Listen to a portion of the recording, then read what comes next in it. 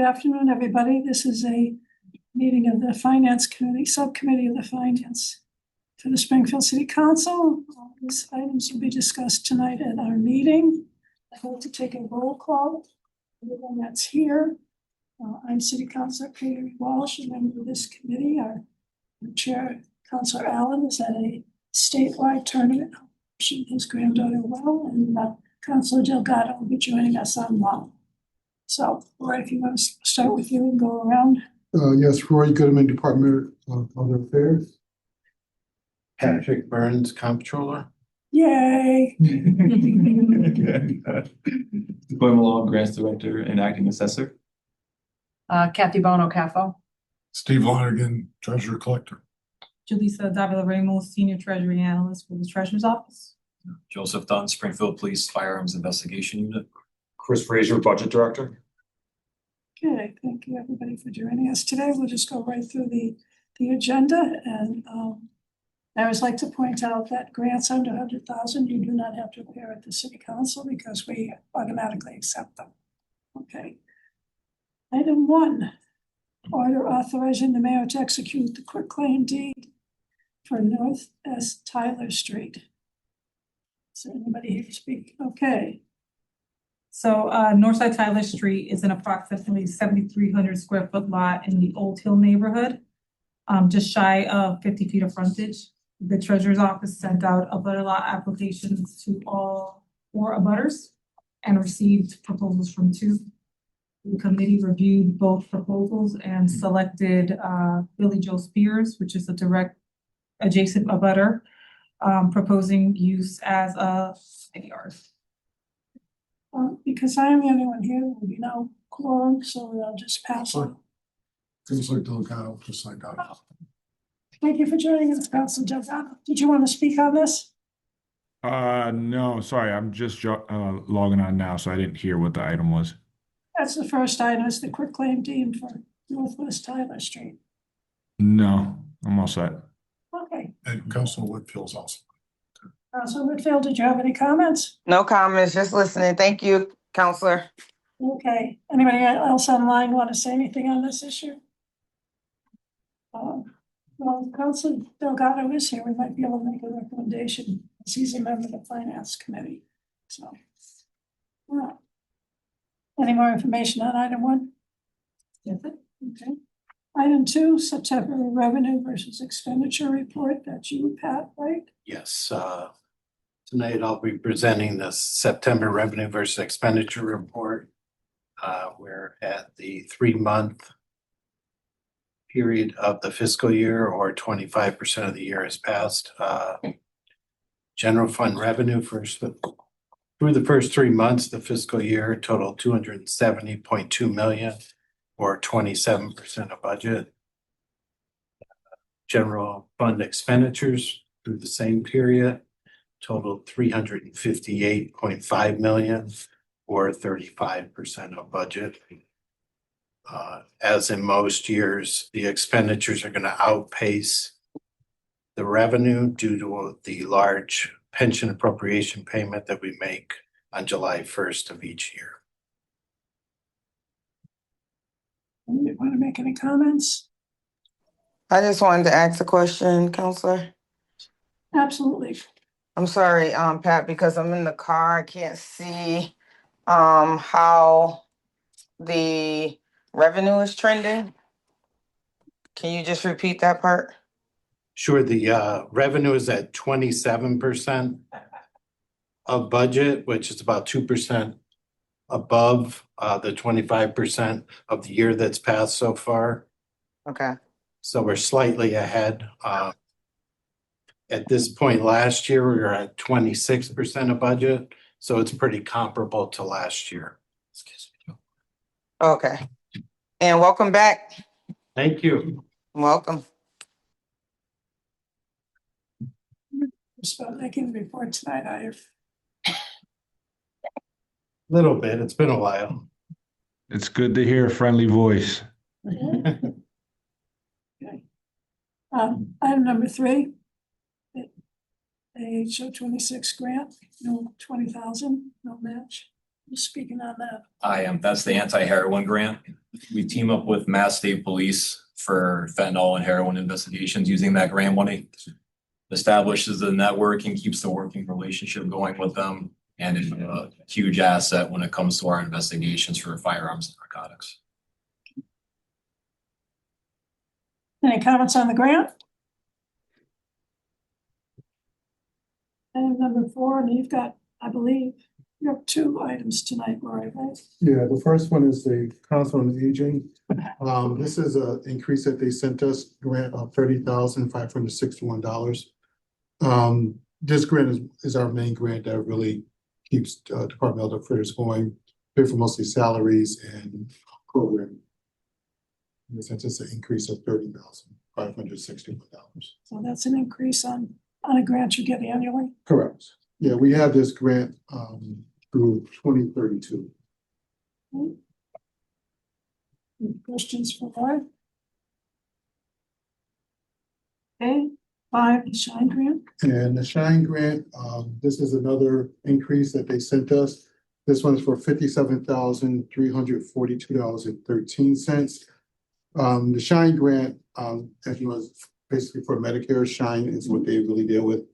And this grant will help cover for the salaries for the employees. We have 2 employees paid under this grant, and also pays for their supplies. I'm surprised you got increases. For the Council on Aging, we were a little surprised, but we found out that for that one, it was because the state had increased the per rate for the seniors. So it used to be like $15. So they increased it like to $16. So. Any questions for Director Brandon Jordan Center? Okay, moving on to item number 6, FY26 GGCP grant, 100,000. We will obviously discuss that on the floor. Who's speaking on that? I am Counselor Alex Sherman, City Forester. I think I missed the roll call earlier. I was Yes, on here. nice to see you, Alex. My apologies. Yeah, so this is a $100,000 non-matching grant through the Executive Office of Energy and Environmental Affairs, Greening the Gateway Cities program. So that is our tree planting program, but this is money that's specifically set aside for or awarded for a specific project, which will include the installation of new tree pits and trees, as well as structural soils at the small commercial zone at 645, 673 Dickinson Street in Forest Park. And it will also include tree watering for trees that are planted under the GGCP program, as well as young tree pruning for those same trees. So 1645, 1673, where is that exactly? So it's 645, 673. That is the small like kind of strip mall. There's a collectibles store there. There's a barber shop, which I believe is where the mayor's father, I've been told, had his shop there along that stretch. So it's right over across from like Olmsted and that section of Forest Park, kind of near the park. Any questions for Alex? What are the initials? GG. Greening the Gateway Cities program. And that's a current grant that we have for $1.8 million, which is planting trees on public and private property. But this is their implementation grant, so we're able to actually apply for other funds through that same program, and we received 100,000 of additional funds. So 1.8 million already in place. Correct. And how long has that been in place? And have you started planting those trees?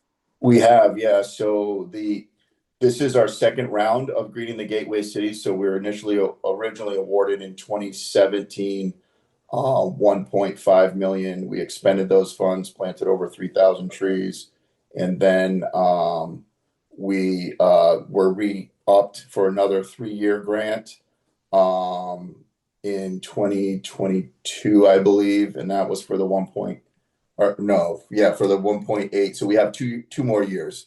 So I think that was 2024 we were upgraded. And then this funding will be spent this spring. And we've already started planting trees. We put 300 trees in this fall. Oh, wow, that seems like a lot of trees. Yeah, we need them. Thanks, Alex. Yep, thank you. Anybody else have any questions? Alex, thanks for all the good work you do. Thank you. Okay. Item 7, FY26, Chapter 90, Fair Share Supplemental Appropriation. Good evening. Excuse me. Good evening, Councilors. Chris Signoli, DPW Director.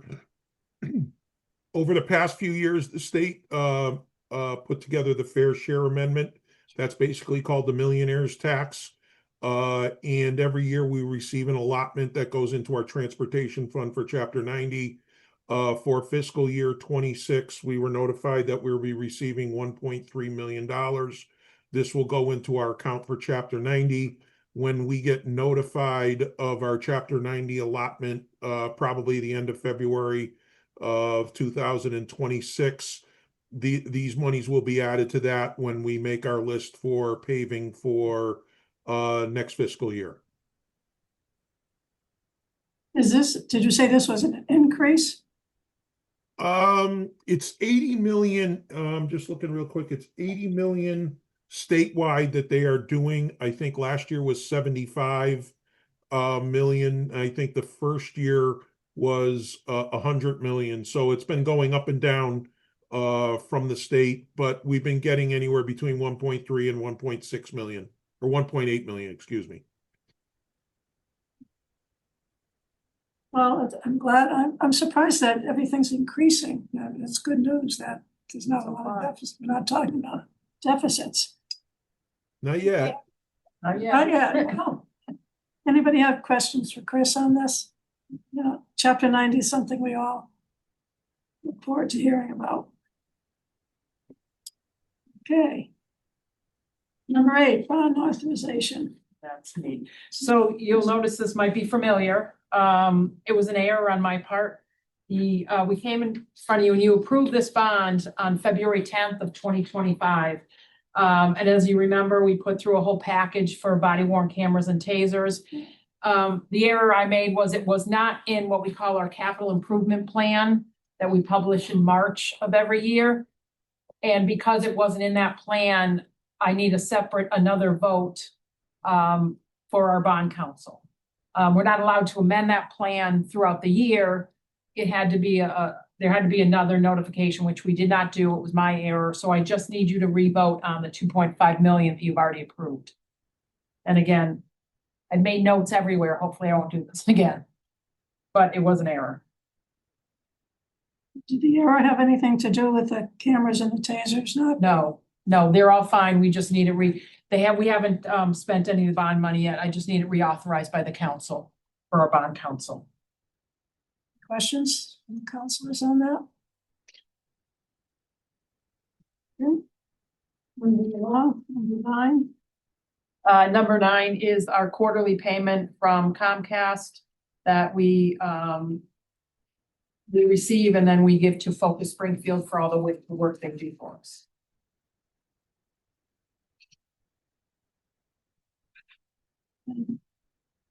And is this an increase, decrease, stable? It's been going down every year. From 24 to 25, it went down in total about 84,000. And this year it looks like it's trending to go down again.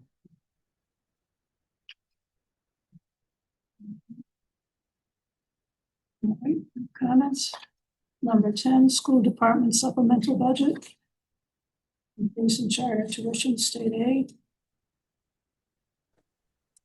Hi, Pat Roach from the school department is on the call. Hi, This Pat. is just, how are you?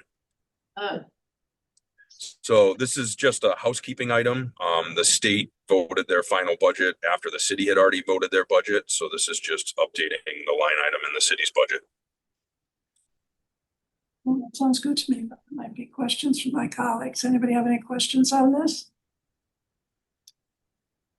All right, move that forward. Number 11, authorizing contract over 3 years for lease purchase financing for school department computers. Is that you too, Pat? Good evening, counselors. This is Bob St. Lawrence from the school department as well. I can speak to this initiative. And we've appreciated your support in the past, but this will be an item for the fiscal year 27 budget. I think this is our 11th time through this particular request, but this is the initiative that refreshes our student and staff devices every 4 years. And so as part of our lease purchase agreement, the cycle is 4 years. And so we come to you annually looking for your support with this particular initiative once again this year.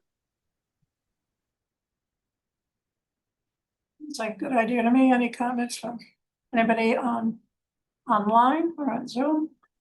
I had just a quick question. Happy for you guys to do this. I just want to make sure that every time that you guys give us a heads up, because on these things, I know you're supposed to when it's like anything above 3 years. But I'm still a little upset about the last time when we did the busing contract and you guys told us you were going to get us a good deal and then wasn't a good deal. So for this contract, are you actually putting it out to vendors and like what's the process for this one? Yeah, so we look to find the best value in pricing off of state contract. We do have some established vendors. I do want to draw a pretty sharp distinction between some of the other more complicated items, but we do work with our established vendors. We're really looking to get devices that are both, high end on both the student and staff versions, but yet are integrated with some of the technology that we have across the district to support online testing like MCAS and things like that. But we absolutely seek annually the best price that we can. And we spend a lot of time working on the quotes that we ultimately submit for approval for us to the school committee. All right. Thank you, Robert. Thank you, Councilor Delgado. I think we're at the last item 12. Order authorizing contract term over 3 years for cybersecurity firewall school department. Yes, thank you again, Councilors Bob St. Lawrence. I can continue on this one. And very similar to Councilor Delgado's comment, the actual impetus for this particular request is really to get the best value. So everyone, I think, is aware in cybersecurity, the firewall is really one of the cornerstones of a strong security posture. And we are seeking the best value, and we are finding that the 5-year term for the life cycle, the 5-year life cycle of the firewall is where we are going to get the best value. Some of our estimates, I can mention this again this evening, but we're seeing $30,000 annually in the first 3 years, and we're really seeing actually estimates that are going to be higher in years 4 and 5. So really focusing on that return on investment and maximizing with a 5-year deal is our recommendation, and we would appreciate your support on this. Questions from my colleagues on the cybersecurity firewall? How effective is it? Well, we are actually going to have, I think, a subcommittee that is going to be in effect tomorrow to talk about this, but we're very proud of the work that our firewall has demonstrated in keeping external threats at bay. But I always talk about this with a very significant amount of humility. It's an evolving asymmetrical threat in the cybersecurity space, but it is so paramount that we have a strong next-gen firewall in place to be able to give us those capabilities to protect our digital assets. So we are proud of the work we do, but it's an evolving thing, and we have to have the top of the line to support the ongoing safety of our cybersecurity environment. Okay. Any of my colleagues have any comments? Okay, anyone here at the meeting? Stephen? Evening, everybody. Stephen Howard, McKnight neighborhood. Quick question. How many threats have you been able to detect, prevent, address, and were there any successful attempts? Yeah, I don't think that I can speak to the number. I can speak to the number of external threats being successful is 0. But again, that is something that our firewall systems are actively monitoring. And And obviously we take it very seriously. Thank you. So regarding the actual report, the Finance Committee report, Council Delgado, do you want to make a recommendation? Yes, Counselor, I'm gonna make a recommendation. I do have to recuse myself from item 3, so I'll make a recommendation to approve items 1 and 2 and 4 what's the last number on here? Sorry, to 12. So I make a recommendation to approve those, send those to the full council. All in favor? Aye. Okay, and I will make a recommendation to move item 3 for consideration tonight. So I think that's it. Okay, we'll see some of you tonight.